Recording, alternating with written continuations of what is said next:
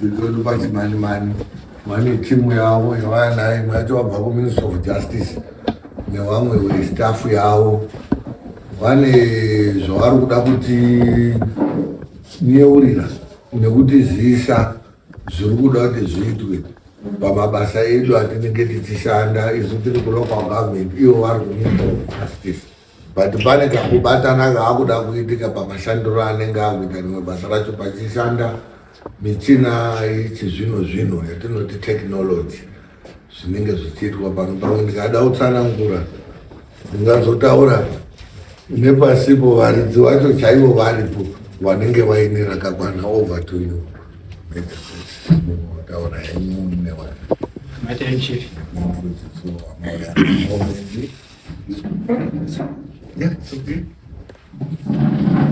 Mata Chief Saurombe nekuti gamushira ivine dare renyu. Ndinoda kukwatisa vanokubatsirai kutonga nyaya kuno vamakagara navo madzimai navarume vedare renyu vandiri kuziva kuti muri kuita basa rakaisvonaka.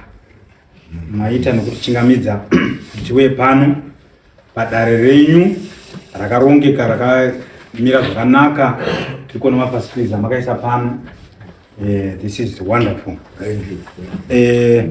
Ini nevandinoshanda navo paChimanimani Court ndine vandauya navo indapureta vamandisodza vari apo clerk of court ivava muri kuona vanodhimede mugongora court orderly wedu achazova court recorder nestanographer patiri kupinda muICMS yedu mede mukono varipo vauya kuzoona basa iri riri kuenda mberi riri kutanga musi wa 1 June vabva kuHarare kuuya kuzotibatsira ndo vakuru vedu. Saka vakuru tina vakuru vatatu vari pano. Ndaizokumbira mumwe mukuru wangu vaNdlovu vasimuke vachizviintroduceavo ivo vachiintrodusa vakuru vedu vekuHarare. Mushure meizvozvo ndine zvishoma zvandichataura pamusoro peurongwa hunonzi ICMS, urongwa hwekutonga nyaya tisingachashandisi mapepa watiri kuda kuparura kutanga mangwana. Mr. Ndlovu pamusoro yeChief Saurombe tinofara kuti tasvika munharaunda menyu. Ini narutaura ndinonzwa Mr. Ndlovu ndinobva kuJudicial Service Commission kuheadquarters kuHarare.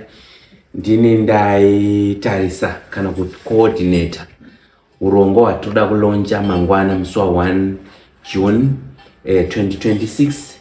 Ndine tarisiro kuti muchiri kundiyo katakambosangana kuChimanimani. That was a preliminary round. We are now concluding it.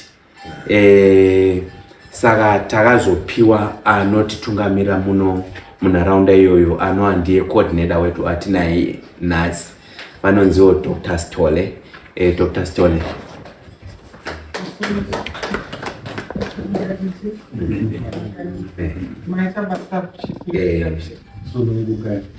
Isusu tiri tu tinobatsirana naDr. Stole. Ndine mumwe wangu anonzi Mr. Nemukuru Daniel ndiye wamuri kuona akabata mapicture kuti tiise zvatikuita pana paChief Saurombe pasocial media yedu platform yedu kuti tiradze kuti tambosvika tikasvitsawo shoko kwamuri nenharaunda yenyu Chief.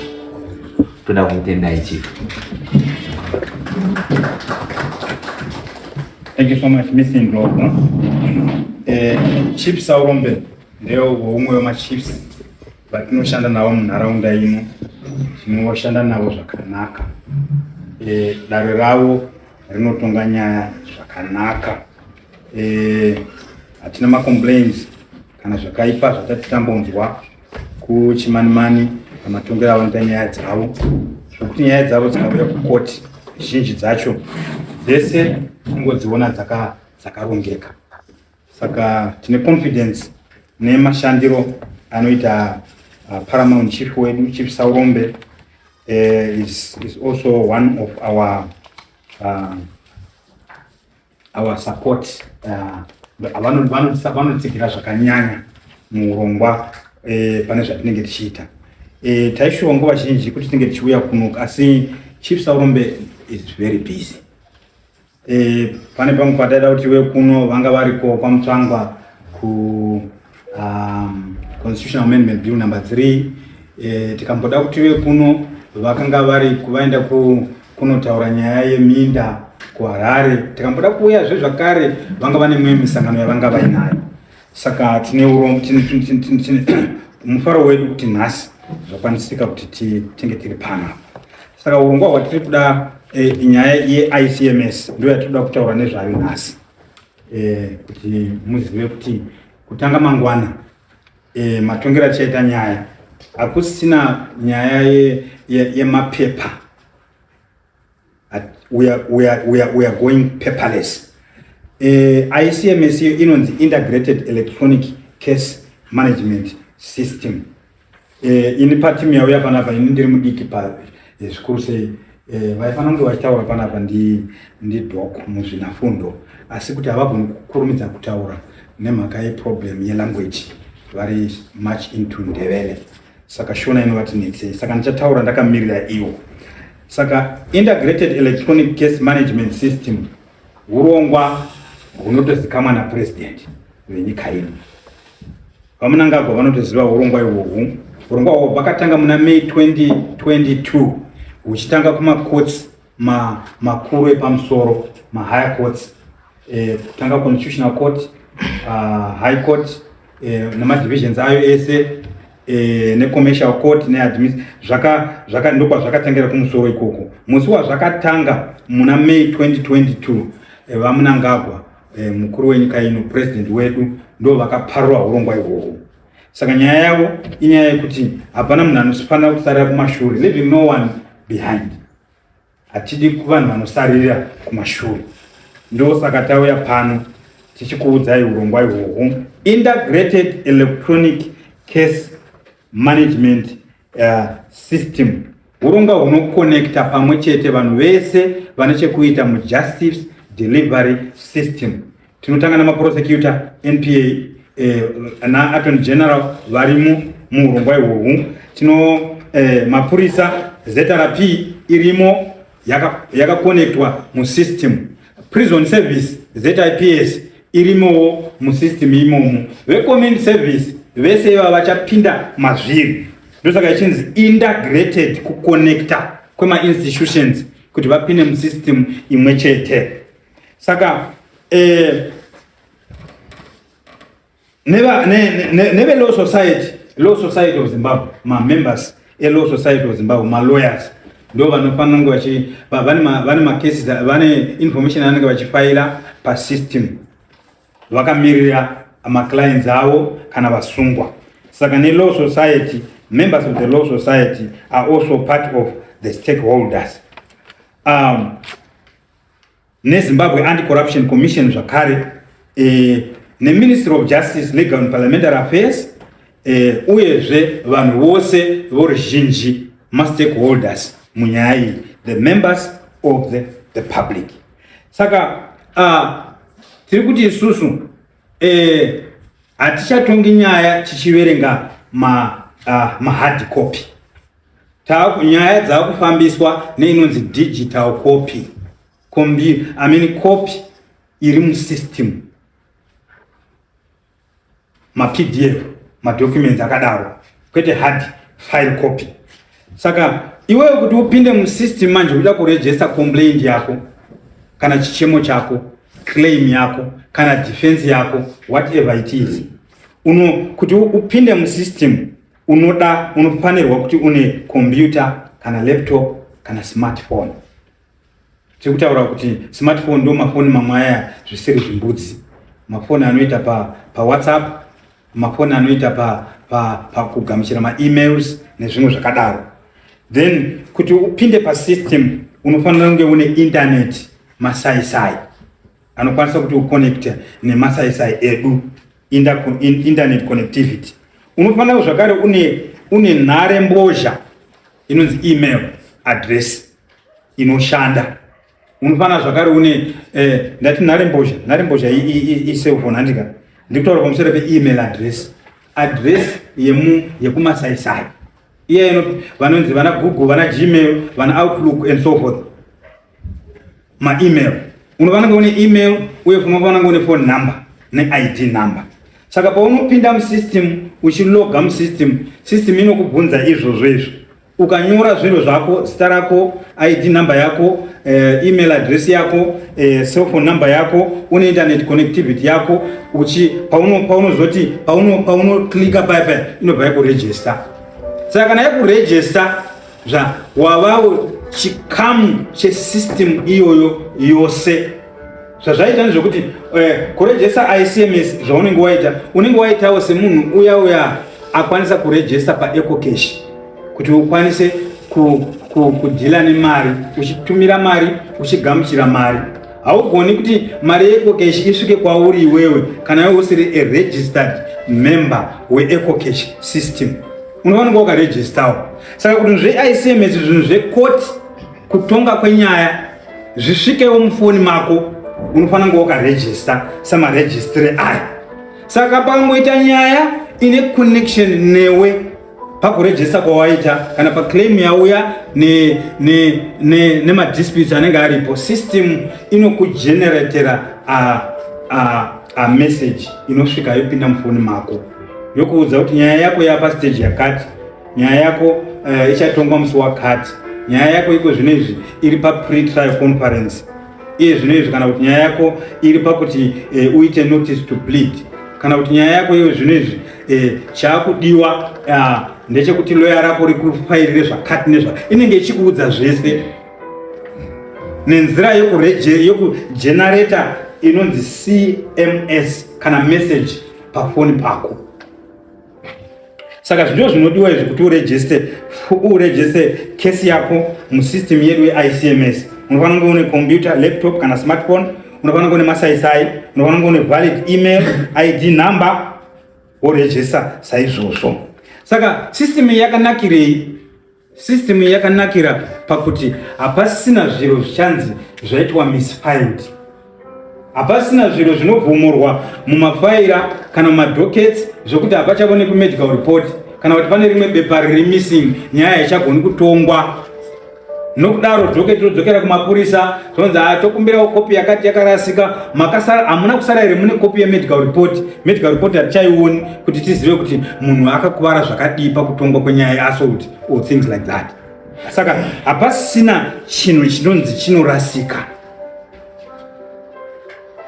Nemhaka yei? Nokuti chinhu chese chinenge chakepchwa musystem. Chinhu chakepchwa musystem hapana zvemumwe munhu anokwanisa kuita interfere nechiro ichocho, nedocument iroro. Saka nyaya yekurasika kwemarecords kana kuitwa misfiled kana kurasika kwemwe madocuments, nyaya iyoyo yazviro zvakudhara. Uye panyaya yekuregister case backlog, kutongwa kwenyaya dzichamiri zvakanyanya pamutsetse wekuti dzipinde mudare dzinzikwe, nemhaka yekuti system inozviziva yega kuti kana document rakati rikanga raiswa musi neMonday neWednesday panofanira pane rimwe document rinofanira kunge riripo. Document reWednesday rikanga raiswa neChitatu pane rimwe document rinofanira kunge riripo by Friday. Kana zviro izvozvo zvikasavapo izvozvo, rinenge richikutaurira system, richikutaurirai kuti isai zvakati. Saka zvaisimisa kare vanhu vachidelaya kuisa zviro panenge mumacivil cases, iko zvino izvi document chimushini chaicha chinenge chichitanga kuverenga nguva chega. Saka chichazosvika pane imwe nguva yekuti uyu nokuti haana kufaila plea yake ari in default, saka ngapageneratwa default judgment.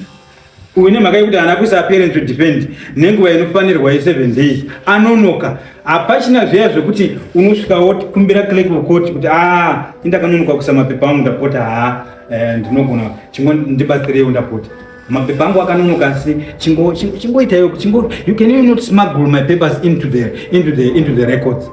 Maclerk of court vamwe vaigona kuzviita izvozvo nemamwe mamagistrates handimaona manje. Saka iko zvino izvi hakusina nyaya iyoyo. Saka backlog kana kuti nyaya dzakamirira pamutsetse wekuti dzirambe dziripo pamutsetse kuti dzigopinda mukoti, takuregister nyaya dzakukurumidza kutongwa, dzakukurumidza kufamba, nokuti system iyoyo inokuudza yega nguva inofanira kuti basa riitwe. Saka iwewe unenge uchitoudzwa kesi yako kuti irikufamba sei kunyange uri kumba kwako. kunyange muri mumunda, kunyange uri mukombi, uri mubhazi uchienda kwauri kuenda hapo, system inongogenerator pafoni pako zvokuti you don't really need, haufaniri kunge uri physically present pacourt kuti uzive kuti nyaya yako yakamira sei. Kana judgment yabuda, judgment inongouyawo itobuda pafoni pako. Saka uri kuwana online case follow up, uyezve zvinhu zvaunenge uchiudzwa zvinenge zviri accurate, hapana zvinhu zvinenge zviri distorted, nokuti system iyo pachayo iri perfect. Uyezve yakanakira kuti iri kuita kuti urongwa hwekutonga nyaya dzedu kuve modernized, kuve up to date, kuve zvirivewo maringe nemillennium, urongwa hwavapo tava ma 20 something, right? Saka tiri kubatanawo nenguva tichiita kuti kutonga kwenyaya dzedu kuve more advanced. Ko vanhu vanogara kumaruzevha, vanogara kumarural areas, vanhu vari kure vasiri kumataundi, havasariri kumashure neurongwa uhu. Kana usina smartphone, usina masaisai, usina email, usina zvadataura zviya zviya, pakoti ipo chaipo chaipo kwaChimanimani Mastery Court, kana kuChipinge, kana kwaMurambinda, kana kwaMutare, imwe neimwe koti yega yega ine office iripo, kune munhu anogara aripo 24/7, anogara aripo nguva dzose, anonzi e-filing officer. Kumahubs edu kune makombiyuta ariko ari very fast, isusu masaisai edu ari very fast, zvokuti hamumbosvike muchinzi kwanzi network system iri down or things like that. Saka kana usina zvinhu zvatataura izvo, une chimbudzi, hauna masaisai, hauna zvakati zvatataura zviya zviya, kana uchida kuregister, kana kuda kuti nyaya yako inzwikwe, ukauya kukoti unouya woregistirwa kuma e-filing centers edu. Andimazviona manje. Chinoita kuti munhu azofamba kuuya kukoti abhadhare mari yake yebhasi kuenda kuChimanimani, inyaya yekuti iye haana internet, haana smartphone and things like that. Asi dai kwauchinzi anazvo, there is no need yokuti abhadhare mari yebhasi to and fro kuti aende kuChimanimani nokuzodzoka. System yenyu nayo vanhu veJSC iyi yamunotaura nezvayo iyi, system yenyu iyi haigoni kutsotswa here? Haina here vanhu vatsotsi vemazuva ano vanonzi mahackers vanogona kupinda musystem vobva vadisturba nokuisa zvimwe madocuments asinge panonge arimo? System iyoyi yakachenjera, yakangwara. It has been tried and tested over the years, hatisati tambosangana neproblem. Saka system iyoyi yakatoonekwa nana mazvikokota. Tina ma-experts, vanhu vanoziva makombiyuta, vanhu vanoziva ma-software, vanhu vanoziva software development, vanoziva and things like that. Vanhu ivavo system yedu yakachenjera. There is no way you can ever trick our system.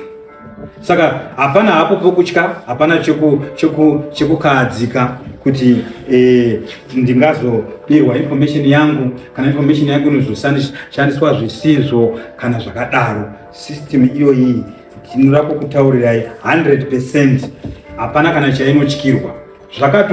Zvakatonzverwa zvikatoonekwa kunyange nehurumende kuti your system is foolproof, let it go on. Saka ndingangoti ndizvo zvezvimwe zvakanakira system iyoyi. Regai ndiperere panapa ndikumbire vanhu vanenge vane mibvunzo, chinzwe kuti kana pane pamusina kunzwisisa, kana pamunoda clarification, kana pane pamunofunga kuti munoda rubatsiro, ndiyo inguva yekuti vanhu vabvunze mibvunzo. Baba. Otherwise pandiposa wangu tiizotongwa nyaya yangu ndonga ndamutanga ndauya ndakupira here kuti ini ndakadai here, kana kuti zvizonyatsa kuti zvizobuda kwese kwese, kana kuti zvinototaurwa munomu zvichizobuda uko kwese kwese. Ndopendisina kuzvisai papa. Okay. Ndazwa kunge mishini pamwe pacho iwo hautiwa ana nidi kuti uye kudai. Ndizvo izvo kutaurika. Iriko inonzi virtual hearing.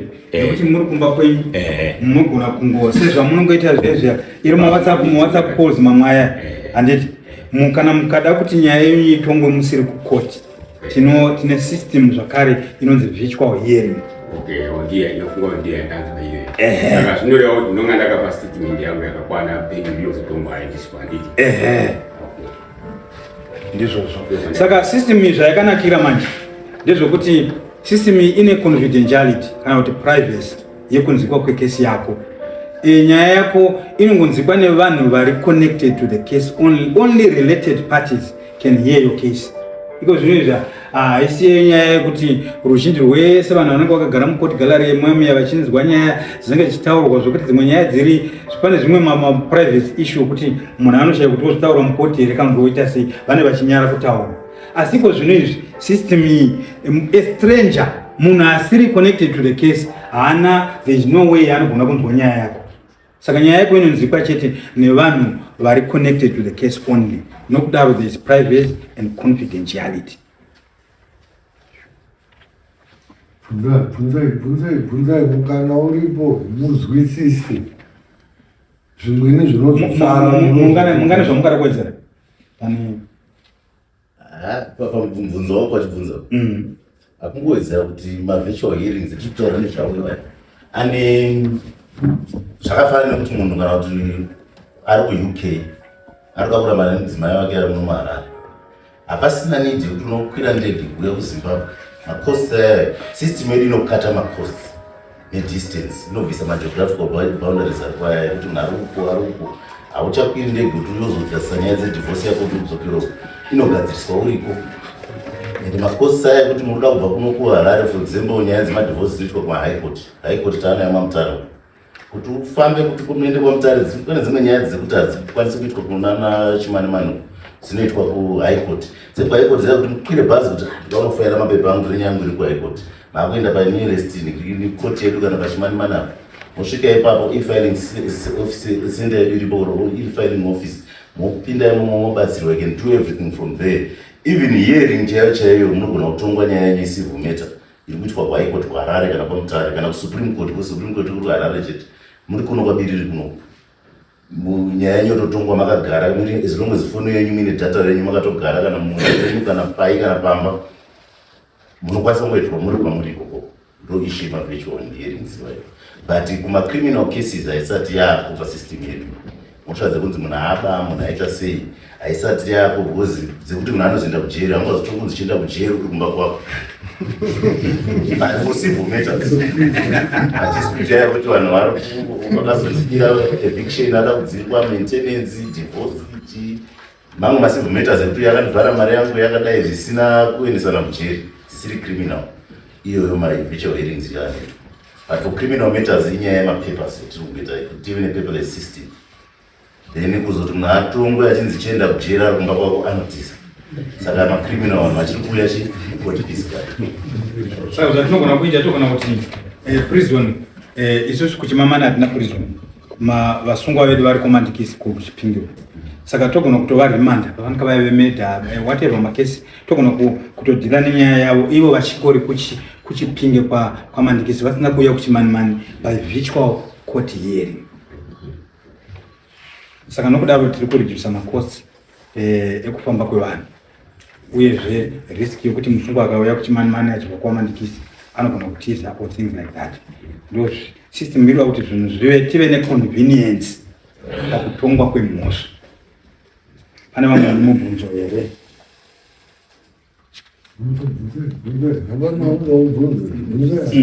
Mubvunzo watinawo kuti kuno kucustomary kunokuka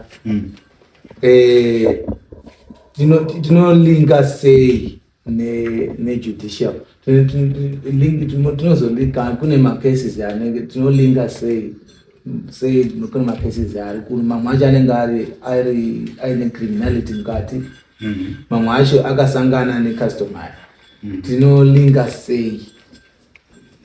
Okay, kune tinozvinzwisa kuti case like assault ine kutongwa kuiri kunogona kuitika. Pane civil aspect of it, pane criminal aspect yecivil, iyo ndiyo inogona mapurisa. Then civil yacho ndoyo kuti munhu anoti wakandikuwadza ndikaenda kuchipatara ndikabhadhara mari yakati ndakaremara zvakati i-civil claim iyoyo handiti. Asi ma-courts ma-traditional courts edu hatisati tamaisa paplatform yeICMS asati avapo, asi tinotarisira kuti nemafambiro ari kuita urongwa hwedu kwawo, ndinotarisira kuti inini zvinganonoka hazvo, asi matarisiro angu ndokuti zvichazoita kuti musangewo mava paplatform iyoyi. But for the time being, munotonga nyaya dzenyu, muchitonga nyaya dzenyu kusvika dzasvika pamajudgments dzazoita sei, asi kana dzazova paappeal pane munhu azoti haana kugutsikana nekutongwa kwaaitwa nachief Saurombo, nokuti kana tichitonga nyaya we are not perfect, handiti kune vamwe vasingagutsikani nekutongwa kwenyaya. Kana yazova appeal ndo inozouya izopinda muICMS yedu kukoti kuchimanimani, ndo izotanga kurejestwa nezvoitwa zviya kusvika izosvika kusvika yazvika mukoti nyaya yenyu yazotongwa, tonzwa kuti appeal yafamba sei. Asi kana dzichiri kutongwa dzichiri kuno, yes, ndakamuwedzera vasitaenda kureba nyaya nezvitoronzi nyaya dzekuno paappeal dzinozosvikira kuti dzinopinda musystem yedu. Ndosaka tauya nhasi kuti tikukurudzirei kuti muchese munhu wese anokwanisa kufanira kungorejista. Kana mangwana mukasvika kana kuchimanimani, kana musingakwanisi anokwanisa kusvika pachimanimani pakuti pedu baibai ngatirejiste muine account yenyu, because munhu wese takagara yakadai so hapana anoti handiendi kukoti. Pamwe pacho unoenda nekuti pamwe wakanganisirwa, wabirwa, waitwa sei, zvinokuendesa kukoti. Nyangwe iwe uri munhu akanaka asingaiti musikanzwa, asingaiti utsotsi, pane mangwana anogona kuenda nyaya yekuti pamwe murume haasi kuyachengeta vana imaintenance, zvinokuendesa kukoti. Saka ichivo ndekuti tikukurudzira kuti mese makadai so registration system yanga ichitorwa wasingakwanisi kuzviitira wega pafoni. Maflyer mamwe tinawo pana panotaura kuti how you do it, but vasingakwanisi kuzviitira wega ungosvika any nearest court padhuze newe ongoma maregister mugara mine account yenyu. In the event yekuti pane chinhu chakuendesa kukoti, it means kuti unenge uine account yako kudhara ende une pekutangira wakutongopinda musystem. But kana usina manje ichallenge, because mangwana kubva mangwana there is no going back panyaya yaICMS. Whether tikuzvida kana tisi kuzvida ndo zvavo ende zvatenderwa nemutemo wedu wenyika yedu. Saka tofanira kugara takagadzirira tese, tokurudzirana kuti tese ngatiudzane nevari kumba, ngatirejiste nesystem yeICMS. Chida kubatsirwa ukangopfuura nemuswe mune mangopfuurawo nekuchimanimani pane koti paya kana pamutare any court imwe mune mangosangana newe padhuze, just register mundoda kubatsirwa kuti ndiwe neaccount yangu yeICMS. Kana musina kana email address yachataurwa vanogona kubatsirai futi kuti mwe mugadzire email address yenyu, maanayo then mobatsirwa kupinda musystem. Saka toda kukurudzira kuti ngatiregister zvataurwa navo, ende zvinotibatsira. Ende muri kuona kuti system dzacho dziri kuconnectana, kuti tichibva panapa kunogwa isati yako nyaya yeICMS hatichauya, hapana maitiro atichaita, because ndo tichazongoguma tasvika kunogwa, because ijudicial system yese yakadaro kubva kunoku kusvika kunana constitutional court. Saka togona kutanga nekumwe, but pamagumo azvo tichasvika nekunoku. But pazvinozosvika kunoku munofanira kuti mese mutori nemaccount yenyu kuti hamuchadi futi kana maregister for any court. Mukaregister pachimanimani apa, it means kuti any court yamunopinda, ingava constitutional court, supreme court, high court, magistrates court, kana machief matraditional courts anaye kana amu system, registration yemune maita izvozvi ichakubatsirai futi even kumatraditional courts uno kana system yasvika kunoku. Saka mwangoregister ka1 wakavha macourts ese ungada kupinda munyika muno. Saka ngatikurudzirane ngoti tese nevari kumba ngatimunoregister tive neaccount naita basa. Saka mazuva ano maprotection order ari kuwanda nemhirizhonga dziri kuitika mudzimba, vanakomana nevanasikana vari kutora madrugs, vabereki vari kuuya kukoti vachiapply maprotection order. Saka vanhu vashoma vasina something to do with the court system. Hazvanzi yako inotori ne-maintenance case.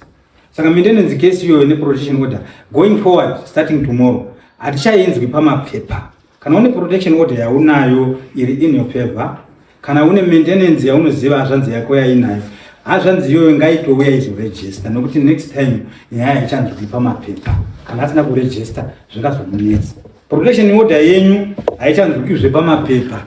Kuti nyaya yenyu yeprotection order iyoyo irambe iri tichinzwa nezvayo, next time we need you being registered. Saka uyai muregister. Hapana munhu asina, vanhu vashoma vasinei nechekuita nekoti. Uripo here mumwe mubvunzo Ndakubvunza kuti matimimi munhu anogona kuzvirejistira ega kana achikwanisa aine maemail and everything macredentials amataura ayo. But kana asingakwanisi, that's when they come to any court yaanogona kuenda. Hazvisi possible here to decentralize that process ye-registration further, to say maybe court ya Chief Sauro, we identify someone, because it's just registration, we identify someone who is capable of handling my registrations panopa court, so that one within these constituents they don't need to come to Chimanimani just for registration, because in the registration this is maybe it's 2 minutes size of your things. Yes. You are done. It's just a matter of time. Yes. So can you not decentralize it further to say, all right, these constituents, Takasarus and Yingi, but not trust out are capable of doing these registrations, considering also this system is quite secure, like you say. Yes, I Maita basa nemvuzisi. Zunzo wakanaka sirendo. And the contribution hiyo yakanaka zvakaibisisa. Inyaya yekuti tainzwa zvemataura ezvitazvinzwa ende tinozviremekedza zvemataura izvi. Tichazvitora tienda nazvo kuvakuru vedu. I think sekitari vedu vachikwana vari muno muManicaland. I think tichitobuda munomu tichasajistira izvozvo. Tavasajistira chinhu chinoitika sterek chekuti tinenge tatobatsirikanawo kuti if we can decentralize this kuunza kuma-traditional chiefs edu kuno zvinotibatsira kuti shoko rinokasika kudii kufamba ende vanhu vanobatsirikana. Zvakukata kuti distance iya yekuenda kuChimanimani from here it's about 40 something kilometers. Hamuchaendi kuChimanimani zvangoiti vangobatsirwa locally. Saka I think ichitsa nyaya iyi kuvakuru vedu. Tavasa kuvakuru vedu then tichaengeja kuti Chief Saurombe kana vaine vachitibvumidza. I think we'll proceed that way. But the chairman of the Muslim Guru, the Panis Super Sanganaro, no Basira, very important. Then from there, which the guide of data say, but I can assure you, the Chino Chinoitica and the Chichatoitic. Thank you. It's a very brilliant contribution. Like my departments have outreaches. You could see one pass to Pavaya, one community. Oh, what I'm trying to coach Pinker and Uchmaman, we had to buy my birth certificates and things like that. So I know that's outreach. I think it's also possible that this be done system here. That's a very good idea. Pananemo Bondo here, when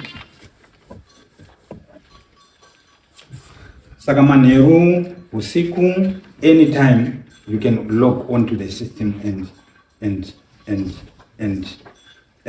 lodge your documents. Asikuti kana wazozviita pakati kunguva dzamanheru kana registry yedu koti ichinge yavhara tinovhara na 4:45. Unofana kuzviita hako woita system yako, but mangwana early in the morning tichitanga basa na 7:45 system yedu inobva yatitaurira kuti pane process yakaitwa yakati. Saka tingosvika kubasa that will be the first thing we work on the next day. Saka unogona kuzviita ma out of court hours. Asi mangwana makuseni patinongomuka tichivhura koti yedu tinotanga kutoprocessa nyaya iyo yawakaita manheru. Saka you can be online anytime. You can be online anytime. Let me, yes, okay. Because yes. Nakuda kuti ndoti register ndiveni code yacho inonaka mrasi. Andibandi kana code pin. How to do it? Unfortunately, my flyers they don't know how to register. Okiara kodi ripandiri. Saka makubatsirwa manje kana nawazukuru kana padhuze wakwana ichidiki. Kusikana kiara kodi yo makutanga kuti ipo maflyer. Chiri pano ichi. Mukachisikana nefoni ichi chakutobudisa matopinda musystem macho makutanga kuregister. Okay, zvakati icho chichi. Mukasvika kana paine vazukuru kana chii vari padhuze vanokubatsirai macho. Kupinda musystem. Yes.